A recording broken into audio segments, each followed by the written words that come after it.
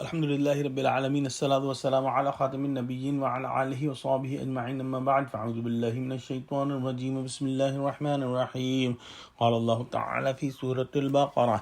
Fi dunya wal akhirah. Wa yas'alunaka 'anil yatama. قل إصلاح لهم خير وإن تخالطوهم فإخوانكم والله يعلم المفسد من المصلح ولو شاء الله لأعنتكم إن الله عزيز حكيم. Translation: for this word and for hereafter. And they ask you question about orphans, say working for their good to improve the affairs is best, and if you join them in your affairs, they are your brothers. Allah knows the mischief makers or corruptors well from those who reform to improve. If Allah had wished, He could have overburdened you with difficulties. Surely Allah is Almighty, All-Wise. In the previous ayah, we saw that it ended لَعَلَّكُمْ تَتَفَكَّرُونَ, so that you may give thought. And in this ayah, Allah subhanahu wa ta'ala says for this world and for hereafter. So we should be pondering about this word and about the hereafter. And then there is an important issue discussed about the orphans. To understand the ayah, we must understand the background of the ayah.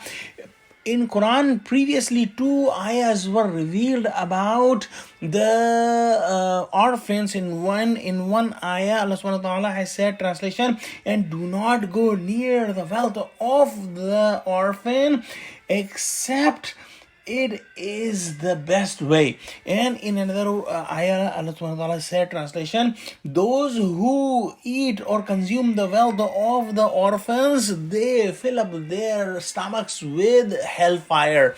So after these 2 ayahs, the companions of Prophet Muhammad sallallahu alaihi wasallam became extremely cautious about orphans, and if they had any orphan living with them, what they would do, that they would keep his food separate, and they will keep his food and his wealth and his everything separate.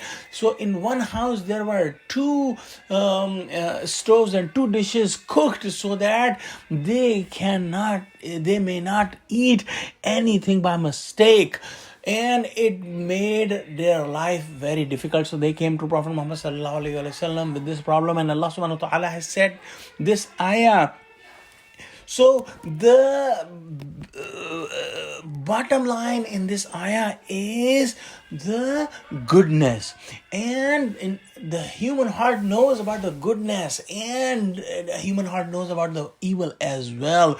So if somebody has a good intention and they have goodness in their heart, and they are not trying to cheat the wealth out of his wealth, the orphan out of his wealth, Allah subhanahu wa ta'ala has allowed them to keep the affairs of the orphan together with their affairs, including the food, so they can cook together if they don't have an intention, so that they can eat the wealth of the orphan.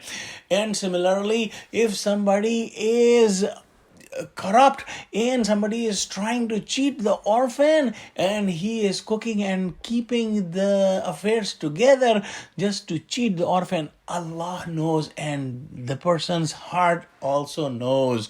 And then Allah subhanahu wa ta'ala has said that if Allah willed, He would have made the life very difficult for the mu'mineen, for the Muslimin, but Allah subhanahu wa ta'ala did not do. Had Allah ordered to keep their affairs completely separate, think about it, how difficult it would be, that they would cook the food for the orphans separately, and if the orphan cannot eat the whole food, and the food has gone stale and has got bad, they will be asked about that how come the wealth of the orphan got wasted. But Allah did not make their life difficult. So let's pray that Allah give us true understanding of Quran.